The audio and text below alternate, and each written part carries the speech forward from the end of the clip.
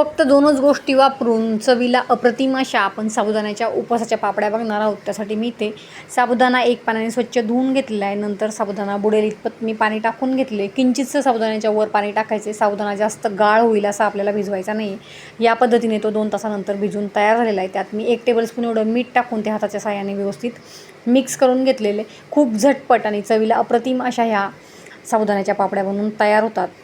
तर बघा, आता इथे मी प्लास्टिकची झाकणं घेतली, त्यांना तेलाने मी ग्रीस करून घेतले आणि त्यात आपल्याला हा साबुदाणा भरून घ्यायचा आहे. खूप फास्ट अशा ह्या ज्या पापड्या आहेत त्या बनवून तयार होतात आणि वाळल्यानंतर त्यांची साईज आपण ज्यावेळेस तळतो त्यावेळेस डबल होते. चवीला खूप छान लागतात. तर तुम्ही ही रेसिपी नक्की ट्राय करायची आहे. पाणी उकळत ठेवलेलं होतं, त्यात मी चाळणीत हे झाकणं ठेवून घेतलेले आणि झाकण ठेवून 5 मिनिटासाठी शिजून घ्यायचं आहे. शिजल्यानंतर बघा त्यांचा कलर चेंज होतो.